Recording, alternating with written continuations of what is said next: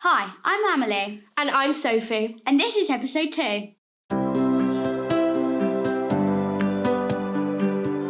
We are from Nunnerywood High School and we're very excited to be part of this history podcast group linked to the Museum of Royal Worcester.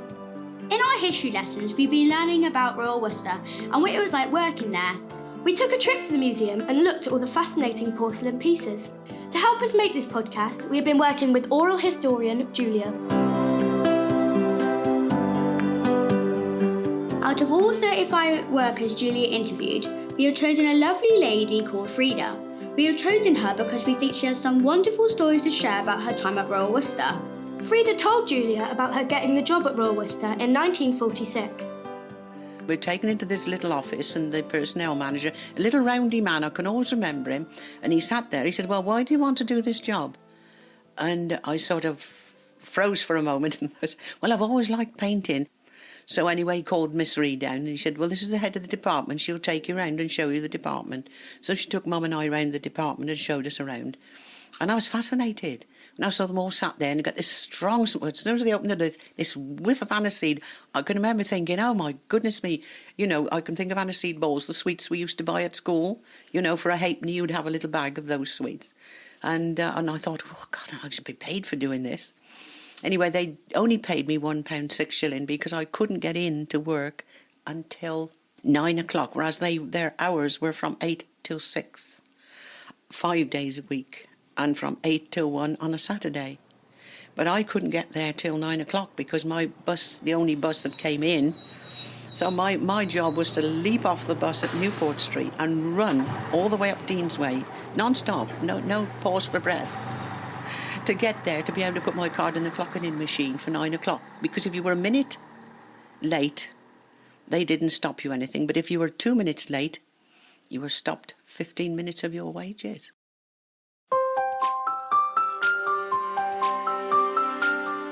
I was introduced to the girls and sat by a girl who was working, had been there a little while. And they gave me a tile, which was a china tile, and also a palette knife, and a set of brushes, which was a little tiny fine one, and one a little bit bigger that was a roundy, which we called a pointer, and then we had a bigger one, which was a shader. And we were given those brushes, and we were actually given a knife, and I had to grind flesh colour, which was called golden fawn. And she showed you put your little pile of powder out on the tile with your knife. You made a little hollow in the middle of it, and you put a little bit of aniseed in there and a little bit of fat oil. Then you had to squidge it round and round, and you had to grind it until there was no grain left in the colour. You could actually feel the grain when you first started. It was quite gritty. And it was so difficult because it was a new palette knife, and it's rather like a cooking spatula, and it's got a flat edge. So it isn't until you've used it and ground that you, by doing that, are taking the edge off the knife, making a nice sharp edge so you can clean up and pick up well. And that was what we were taught to do. And I spent a whole morning grinding colour.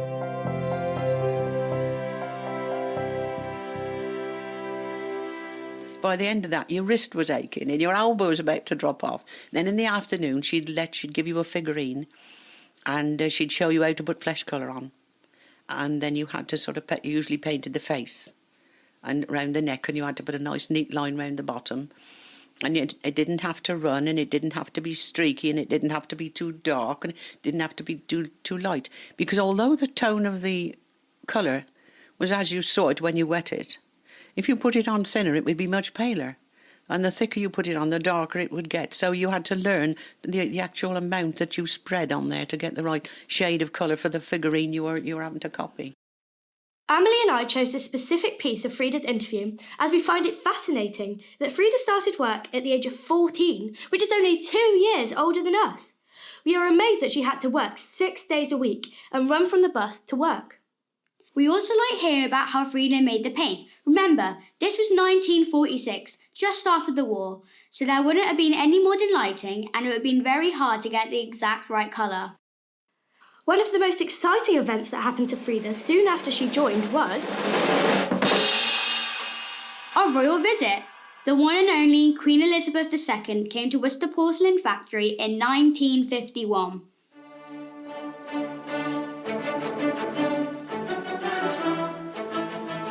Well, the day that the Queen came, but she was then Princess Elizabeth, we were all given strict instructions. We had to wear our best clothes, we had to be tidy, we had to keep our benches spotless. We must not look up when she came through the door, we must keep our heads down, we must be absolutely dedicated to our work and only to speak or look up if she spoke to us. And unfortunately, she never got anywhere near me because I was at the back of the room, but she did speak to one or two of the juniors. But I'll never forget, I did look up when she came through the room because she's on her way, and the message was passing round, and she came through these doors with the managing director, Joe Jimson, who was about 6'4" and a big man, and Mr. McBratney, who was the manager, the works manager, and he was even bigger around than the other one. And John Lance, who was the manager, they'd escorted her around. And the Queen, she looked like a little child. She only came up to their elbows, and I could always remember she was wearing the most beautiful shade of blue. It was amazing, it really was. But I shall never forget the impression of her coming through that door with these 6'4" great huge men and sort of looking down and talking to her. You know, they were bending their heads right down to speak to her. And I could hear her voice now, and she had such a soft little voice.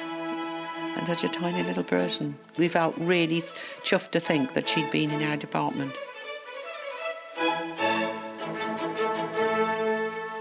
Even though Freda didn't get too close to Her Majesty, she still remembers it like it was yesterday.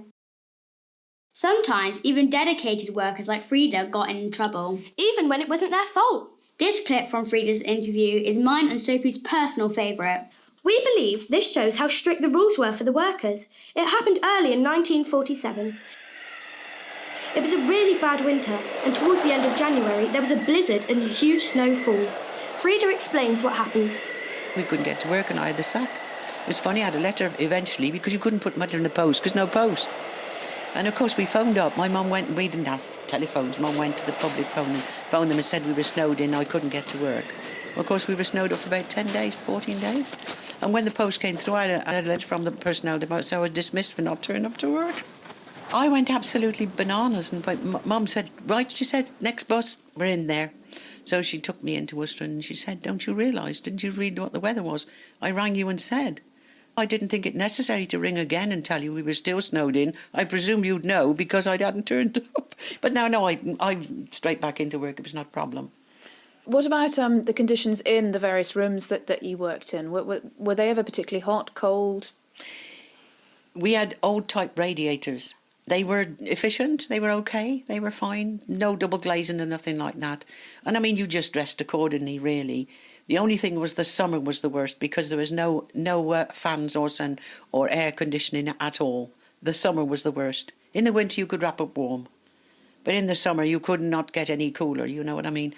And Miss Reed did actually, Daisy used to bring round, she used to bring a little cloth and she'd have a bowl of cold water and wring it out and she'd come round and she'd actually put this cold pad round you at the back of your neck on the inside of your arms to cool you down. People did, almost faint with the heat. Goodness. Because the kilns were still walloping out the heat, look. How those poor men worked in the kilns, I'll never know. Imagine a really hot day with the sun beaming down on the factory roof and heat coming from the kilns on the floor below you. Does it sound like much fun? Freda painted all sorts of things during her time at the factory. This included little china models of boys and girls, which were very popular in the 1950s. The kind of things people collected and put on their mantelpieces. There was a series of models called Days of the Week. Didn't we see some of these in the museum when we visited? Yes, we did. Anyway, the easiest was called Monday's Child. Do you know the rhyme? Monday's child is fair of face. I was born on Sunday. Well, Monday was the one Freda remembers most vividly. Monday's Child was a simple one. It was just blonde hair, just flesh colour, and then just a little turquoise frill round the neck and the sash, and then a little bit of shadow in the dress. It was so simple that was always an apprentice's piece, really. So the Mondays and the Tuesday Child was easy. Friday was easy. Most of the days of the week were fairly simple, the original ones, I mean. Freda painted a lot of figurines in her time. Later, when she was head of painting department, the factory got an order for little models of 500 monks and 500 nuns. 1,000 models! No wonder Freda was horrified when the manager told her. I said to the manager, well, when do you want them? He said, next week, they've got to be shipped. I said, 500 next week? He said, well, please do your best. I said, well, we will. I said, but I tell you something, it's going to be very difficult. So I had the girls together and I got the fast ones together and I said, right, now we're all going to change places on a temporary measure. We're going to sit in a block of 4. I said, and one of them is going to paint the face and the hair and the hands. The other's going to paint the top part. The other one's going to paint the book and the cord he had round his waist, and the other would paint the book. There's 4 different jobs. I said, and it'll start this end. You'll do those and pass them on to them. I said, we'll pass them round 4 people. I said, and then you can split the money at the end of the day. And I put the fastest one at the front because I knew she'd make those work faster because it was building up, you see. So I had Carol, the fast girl. Do you know, I've never seen girls work. And I said, if any one of you is bored or you can't stand it or you need the toilet, just shout. I'll come up, I'll pick up your brush and I'll carry on your job whilst you go out. Do you know, we produced those 500 monks and nuns, and those girls earned double the amount of money that they would have earned if they'd have done them separately. Wow, we think Freda must have been a really good manager. She really looked after her girls and got the job done. Freda carried on working at the factory till 1971. Her interview is full of stories like the ones we've played you. If you want to hear more, go to the Museum of Royal Worcester. They've got a whole collection of oral history interviews. In the next episode, you'll hear from Adrian, who will be telling you all about a worker who started as a mould maker and became a caster. That sounds interesting. Thanks for listening to our podcast. We've loved telling you about Freda. Bye from me. And bye from me.